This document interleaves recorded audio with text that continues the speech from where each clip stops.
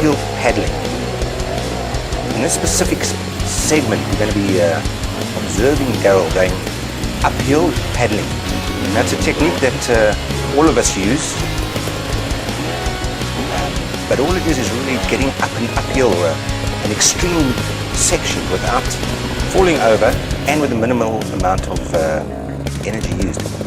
Now over here you can see very, very carefully Daryl is adjusting and putting the bike where he wants it to go. Because there's no point in him paddling and the front wheel going where it wants to go, because then he's just going to go into the wrong sections. So you can see here carefully, he keeps the front wheel very, very light most times. In actual fact, it almost creates a wheelie effect and then a bit of a pivot effect. The whole time the front wheel has to be light.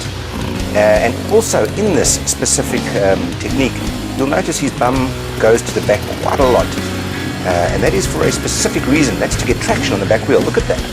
If you look carefully, you will see his, okay, not there, because all he's doing is lifting it up with his legs over here. But as he goes further, look at that, bum on the back. And he uses short bursts of throttle, but a controlled throttle. He doesn't just spin. At no stage over here do you actually see any spinning, or any point where the tire is just spinning and creating a hole. You know, you get to the point where you realize and you can figure out where your tire is, and if it is spinning or digging a hole, or if you're actually going nowhere. And the whole time Daryl is totally active on the bike. Active on the bike, placing it where he wants it to go. Just watch carefully. Look how he actually angled it there. He almost went in a straight manner and then pulled it to the left. Now he's going uphill, so obviously gravity works for him. So by pulling on the bars to the left, it'll actually pull him to the left-hand side. He aligns the bike. He'll then get to a very, very steep. Now it doesn't look steep on camera, but it's quite a steep part of the incline. And there's a hole just before the rock. So he has to position his legs. Now that's a very, very important point as well. Now Daryl, tell us about that really, really seriously extreme climb that you just went up. Well, this climb is one of the most technical climbs we've got here, you know, and it's probably the best way to start training for something like an extreme enduro or the Roof of Africa. You're going to come and do this stuff, and you're going to fall over. Like I took a wrong line, I lost traction, I lost my footing and I fell over. So, you know, if you are falling over, you mustn't feel bad about it. You get back on the bike and you go try it again, and you try and find out what you did wrong. 100%. That's extreme. Now those rocks, that's seriously extreme, guys. If you look at this, maybe the cameras don't do justice to it, but it's quite a serious climb, isn't it? And it's very dry. It's loose today. We're about 35 degrees here. The soil is very dry. There's not much traction. Yeah. And the minute that gets onto a rock, you lose your drive. And it's very important here to use precise throttle and clutch control. Clutch control. I saw that. A hell of a lot of clutch control, eh? Guys must understand, on an enduro bike, the minute they start picking up wheel spin, that's when they're scrubbing off. They're going nowhere. Yeah. Okay. 100%. Yeah. And I'll tell you a couple of tricks just now about momentum and rocking the bike and weighting your pegs. That makes all the difference in the world up a climb like this. I would appreciate that. Excellent. Thank you, sir. Descending. Now going downhill or down a rocky section, to me and perhaps most off-road riders, it is one of the most fearful and exhausting things to do. I personally would rather ride up than ride down. We're watching Daryl over here show us how it's done. Now guys, I would like to emphasize that Daryl is probably one of the top 10 extreme off-road riders, enduro riders shall I say, in the world. He has done all of them. He's proficient at it. He's natural at it. So what you're watching here is one of the best riders in the world do this. Now going into the actual descent itself, you'll notice Daryl is using his legs at different points and different balance points. When he puts his leg out there, that's not just to rest his leg. It's to pretty much line up where he's going and to balance himself for the next obstacle. You will notice, if you look, his foot is on the back brake. His hand is on the front brake. He lines himself up, and he also uses his legs to pretty much line up where the bike is going. In a little bit of a twisting of the body, he will move the front of the bike and then balance himself. Now guys, nobody's taking points for looking good in this type of extreme downhill. It's about getting down without falling. It's about getting down proficiently. And what you're watching here is really one of the top guys at it. And Daryl will be the first guy to tell you, you do it in one foul swoop. You do not stop and continue stopping the whole time to try and compose yourself or gather yourself. You do it straight away and try and do it in one segment, one foul swoop. You start to get to bigger rocks, which we'll get to now. Now these do take a little bit of courage, because the natural fear of the hooping is to go over the handlebars. For that point of going over the handlebars and crashing into the rocks. You will see that Daryl is always totally confident with his bum right on the back of the wheel most of the time. As the front wheel tips over a rock, he will make sure that his balancing is right towards the back. Because also what can happen is he can pretty much balance himself and make the descent a lot easier. There you have it. It's easy when you know how. This is a very typical situation that the guys will get into on a difficult technical climb like this. At the moment my back wheel's stuck in a hole and I'm on quite a steep incline. So typically the guys are going to be doing this.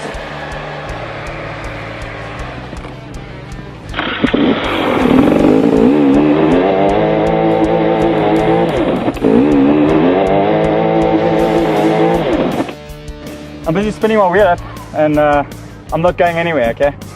So like that, all you're going to do is you're going to burn your clutch out, you're going to burn your tire out, and you're going to tire yourself out. So there's a very easy solution to that. So what I'm basically going to do is I'm going to put a foot on each rock on either side of the bike, and I'm going to start rocking the bike gently backwards or forwards. And you can see as I start rocking the bike, and every time the wheel hits the rock in front, you'll find that the bike will get traction and it'll want to climb up the rock. When the feeling's right for you, and let the clutch out, and you'll see it'll just roll up onto the top of the rock. Very, very simple.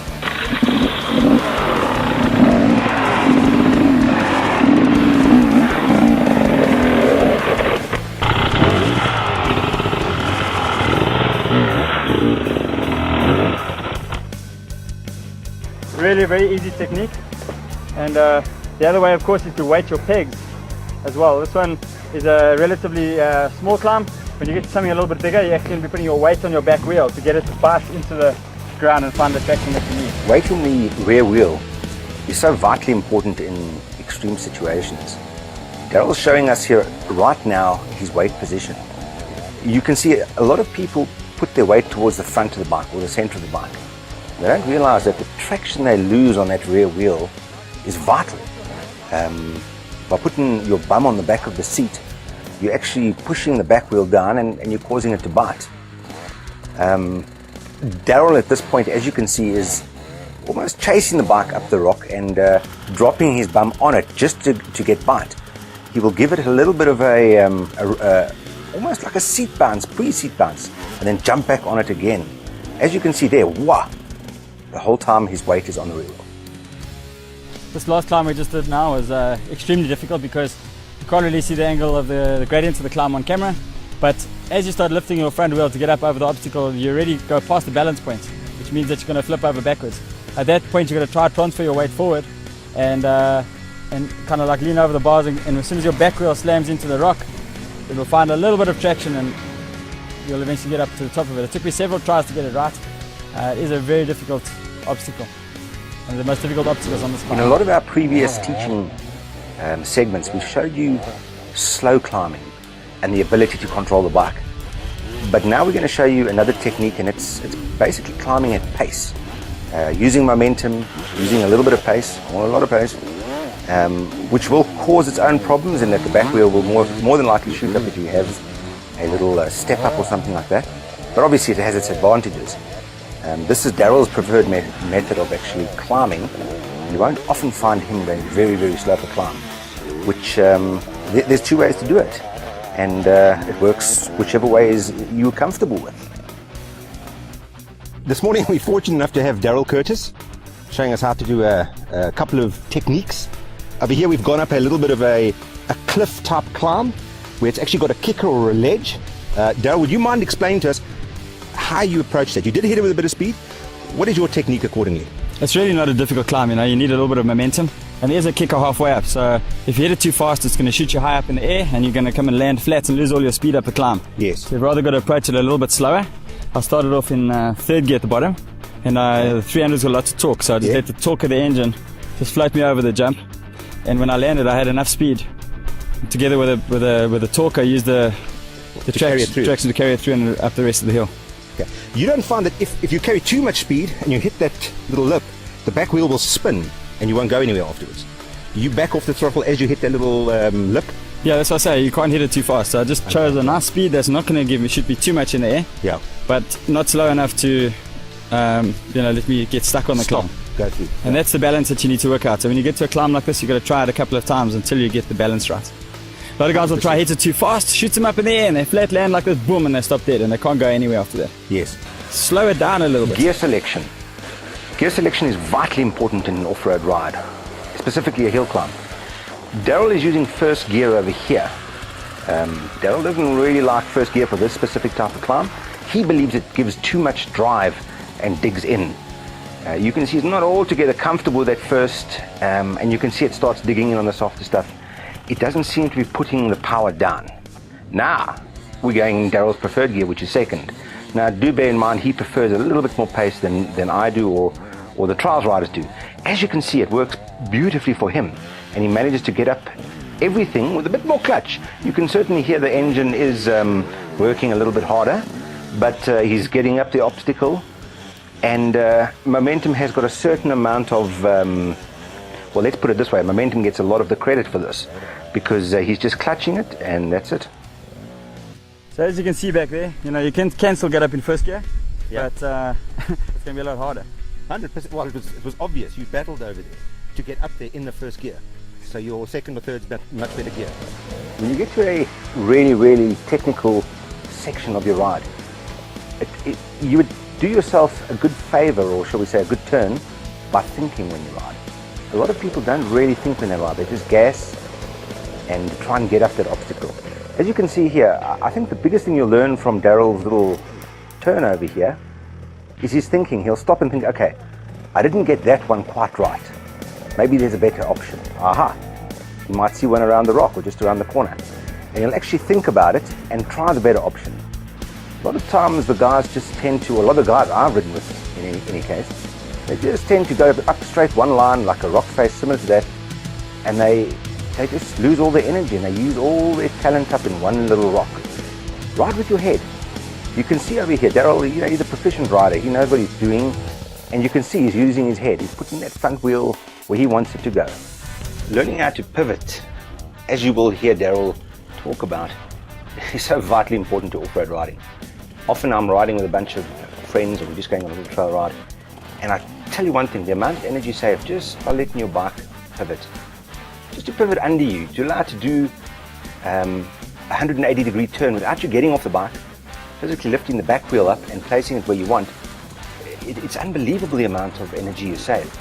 And every single top rider, you will see they know how to pivot on a path, pivot on a rock face, pivot on a rocky outcrop, just to put you in the right position, or to put the bike's wheel in the right position for your next angle of attack. It's really so pivotal in your riding ability. And also if you go up a wrong hill or a wrong side of a path, or you realize you have to turn back, it just helps you turn around so quick and saves you a lot of time. In an enduro race, you'll really find out how much time it saves you when you have to stop and physically get off and drag that bike around 180 degrees. And it looks just so smooth. When the guys see you doing it, they'll say to him, this oak knows how to ride. Because 90% of people are scared to do it. And it's such an easy, learnable task. Well, thanks very much for joining me today on Off-Road Fanatics. We're here at the Vault. We've had a great day's riding, and I hope you guys have learned a couple of things, like pivot turns we've just done. It's one of the best tricks that you can learn on a dirt bike. So practice your pivot turns. It's the easiest and quickest way to get around obstacles. And of course, you go the wrong way on the trail, you can just pick your bike up, pivot it around, and off you go again.